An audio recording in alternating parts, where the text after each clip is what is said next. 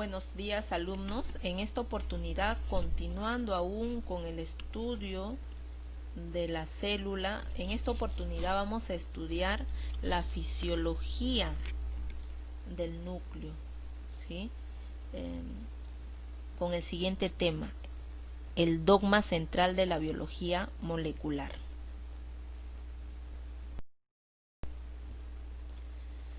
Antes de profundizar en este tema, es importante diferenciar a estos dos ácidos nucleicos. Esto es el ADN y el ARN. En primer lugar, diremos pues que el ADN está conformado por dos cadenas polinucleótidas, mientras que el ARN está formado por una cadena polinucleótida. El ADN en su estructura presentará un azúcar o una pentosa conocido como desoxirribosa, mientras que el ARN presenta un azúcar ribosa. Tanto el ADN como el ARN están conformados por bases nitrogenadas. Esto es muy importante que sepas, debido a que a lo largo de toda la clase vamos a hablar bastante de estas bases nitrogenadas. En primer lugar, pues diremos que tanto el ADN como el ARN presentarán las siguientes bases nitrogenadas. Estos son la citosina, la guanina y la adenina. El ADN, a diferencia del ARN, presenta timina. El ARN no presenta timina. En cambio, o reemplazando a la timina, el ARN presentará al uracilo. Recuerda que estas bases nitrogenadas son complementarias. Esto significa que van a encajar a modo de un rompecabezas, donde la timina será complementaria con la adenina y la citosina será complementaria con la guanina, en el caso del ADN.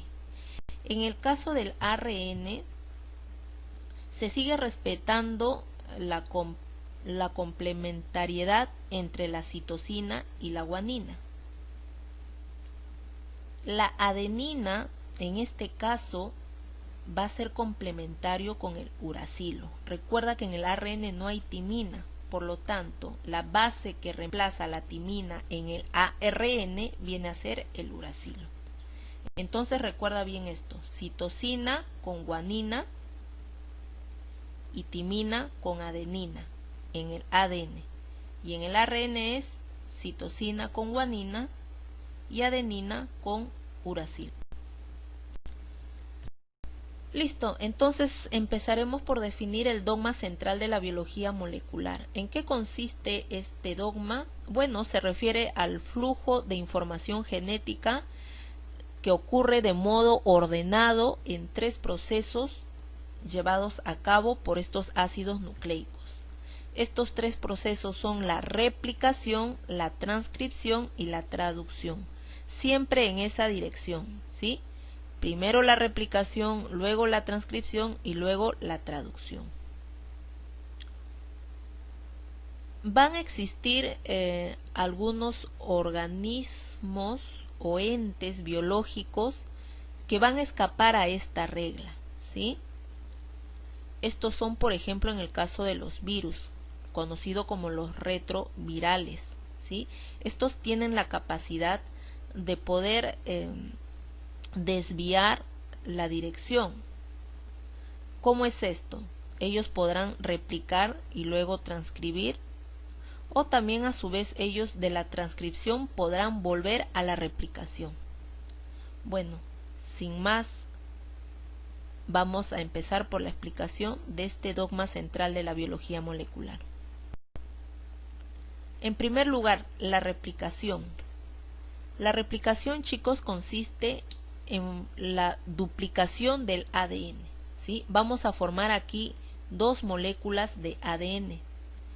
Esto va a ocurrir gracias a la participación de varias enzimas. También, por favor, quiero que te ubiques. La replicación ocurrirá en el proceso de la interfase, esto es de la no división de la célula, ¿sí? En la zona gap de síntesis, GAP-S. Bueno, empezamos entonces con la primera imagen. Quiero que te enfoques en la primera imagen, ¿sí? A ver, por ejemplo, con el puntero te señalo, esta es la primera imagen. ¿Qué es lo que podemos observar en la primera imagen? Bueno, observamos pues la presencia del ADN, ¿sí? Porque acuérdate, yo te mencioné, el ADN está formado por dos cadenas o dos hebras polinucleótidas enrolladas. Entonces, para poder duplicarla, primero vamos a tener que desenrollar a este ADN madre. Y esto va a ocurrir gracias a la enzima topoisomerasa, ¿sí? Esta es la que se va a encargar de desenrollar el ADN. Luego intervendrá otra enzima conocida como la helicasa. Esta se encargará de separar las dos hebras de ADN. En la imagen de abajo podemos observar ya a las dos hebras separadas y vamos a ver que se van a ubicar en cada lado un segmento de ARN conocido como primasa o primer. Una vez que se ubican estos primer en cada cadena de ADN, se ubicarán también ahí la enzima conocida como ADN polimerasa 3. Es esta enzima la que empezará a sintetizar la nueva cadena de ADN. Esto es, a formar la nueva cadena de ADN. Recuerda, esto lo hace el ADN polimerasa, ¿sí? En estos sentidos que te estoy presentando en la imagen. En la tercera imagen podemos ver cómo continúa el ADN polimerasa 3 sintetizando el ADN, pero en el caso de la cadena de abajo, ¿sí?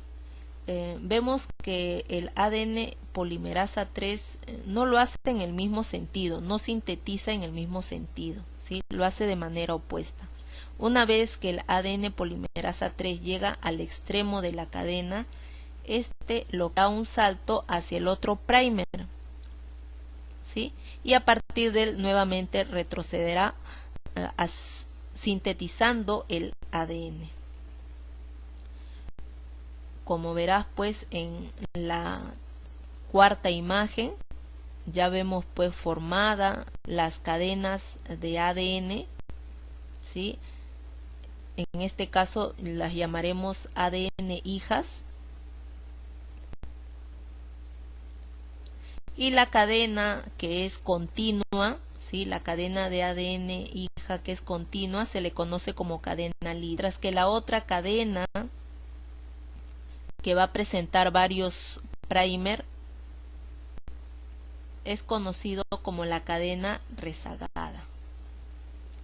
Recuerda que estos primers son segmentos de ARN y a nosotros no nos conviene o no nos que este ARN se encuentre en toda la cadena de ADN. Entonces esta tiene que ser retirada. Ello va a ocurrir gracias a la enzima ADN polimerasa 1, ¿sí? Esta se encargará de eliminar el primer. Por favor, que cada segmento, ¿sí? Cada segmento sintetizado en la cadena rezagada es conocido como el segmento de Okazaki.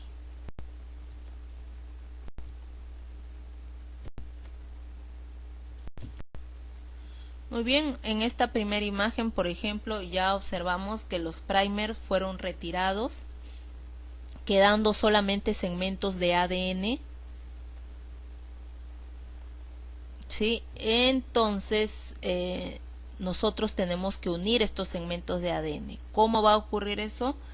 Gracias pues a la enzima ADN ligasa, ¿sí? Este se encargará de unir a los fragmentos de Okazaki. Finalmente pues tendremos a los dos ADNs hijas ya enrolladas, y recordar pues que estas dos cadenas de ADN son semiconservativas, ¿sí? Porque cada una de ellas va a conservar el ADN de la madre, una cadena del ADN materno.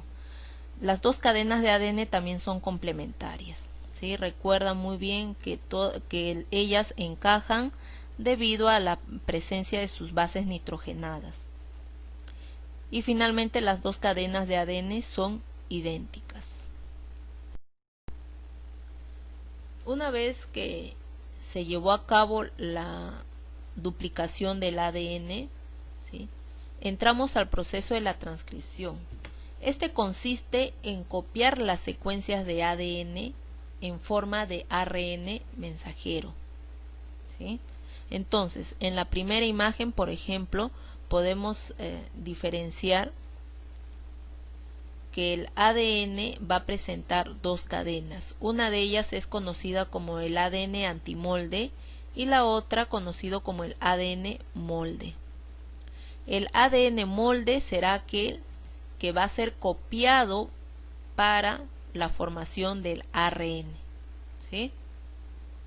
En este caso, la enzima ARN polimerasa es la que se encargará de sintetizar el ARN a partir de la cadena ADN molde. Como tú verás, pues esto es un ejemplo, ¿no? Ahí tenemos nuestras secuencias de bases nitrogenadas. Recuerda que el ADN era el que presentaba la timina y este era complementario con la adenina. Por eso es que en el ARN se sintetiza la adenina, ¿sí?, con la que es complementaria a la timina. Si tú observas, la segunda base nitrogenada es la adenina, por lo tanto le correspondería la timina, pero recuerda que estamos hablando del ARN y en el ARN no hay timina, entonces en este caso en vez de timina se sintetizará el uracilo. Y bueno, la citosina será complementario a la guanina y así sucesivamente.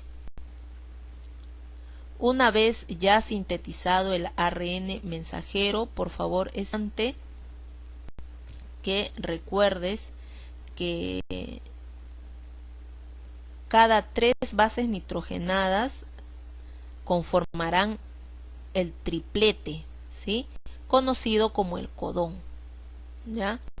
Este codón tiene la información de un determinado aminoácido. Finalmente, la traducción. Este proceso consiste en formar proteínas a partir del ARN mensajero. En primer lugar, pues es importante destacar que el ribosoma, ¿sí?, el ribosoma que está conformado por ARN ribosomal, es la organela que se encargará de llevar a cabo el proceso de la traducción. Recordemos pues que el ribosoma está formado por 2 subunidades, una subunidad mayor y una subunidad menor. La subunidad mayor presenta 2 espacios, conocidos como espacio P y espacio A, y la subunidad menor es la que albergará al ARN mensajero. Entonces, ¿qué es lo que va a suceder? En primer lugar, ¿sí?, llegará un ARN de transferencia, lleva este nombre porque tiene la forma de una T, ¿sí? Este ARN de transferencia presentará el anticodón complementario. Recuerda que yo te mencioné que el codón está conformado por 3 bases nitrogenadas presentes en el ARN mensajero. El ARN de transferencia lleva el anticodón, esto es, las bases nitrogenadas complementarias, ¿sí?, complementarias a las bases del codón. Esta primera ARN de transferencia se ubicará en la posición P, ¿sí?, o en el área P del ribosoma. Recuerda también, alumno, que el codón A AUG, el codón AUG es como el codón de iniciación, ¿sí? Donde se encuentre esta secuencia AUG es donde va a empezar a iniciar la síntesis de proteínas, ¿ya? Entonces, una vez que se ubicó el ARN de transferencia anticodón a su codón complementario, entonces llegará otro anticodón que se ubicará en la posición A. Obviamente este anticodón tiene que ser complementario al codón que se encuentra en el mensajero, ¿no? Para nuestro ejemplo, por ejemplo, el ARN mensajero está presenta el codón GGA, por lo tanto su anticodón complementario vendría a ser el CCU.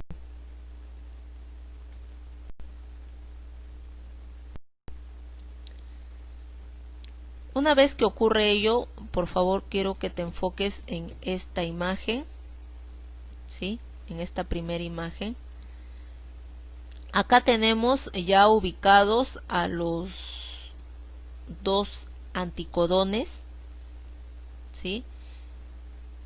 En este momento es donde el aminoácido del primer anticodón se unirá al aminoácido del segundo anticodón.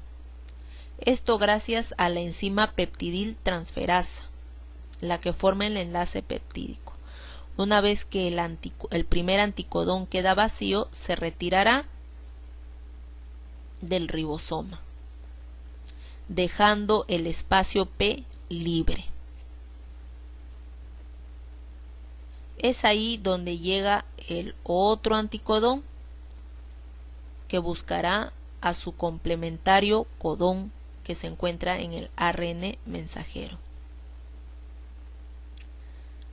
Este otro anticodón va a tener que ubicarse en el espacio A, pero para que el espacio A quede vacío, nuestro ribosoma se moverá, ¿sí? Recuerda, es el ribosoma el que se desplaza. Al desplazarse el anticodón que se encontraba en el sitio A se transportará al sitio P. Una vez que el sitio A queda vacío, entonces es ahí donde se va a ubicar el otro anticodón complementario. Recuerda que el ribosoma se desplaza gracias al factor de elongación. Entonces ahí podemos observar cómo el otro anticodón se ubica con su codón complementario. Y nuevamente los dos aminoácidos que se encuentran en el primer codón se unirán al aminoácido del segundo anticodón. Y de nuevo se repetirá el proceso, donde el anticodón que se encontraba en el grupo A o en el espacio A pasará al espacio P debido al que el ribosoma se desplaza, para nuevamente ubicarse ahí otro anticodón. Recuerda que la secuencia o el factor de terminación de la síntesis de proteínas viene a ser el UAA, ¿ya? Este es el codón que indica el término de la síntesis de proteínas. Bueno chicos, su cuestionario consiste en responder cada una de estas preguntas. Las respuestas son precisas, no es necesario extendernos. Bueno, eso sería todo por hoy. Espero que hayan comprendido. Muchas gracias.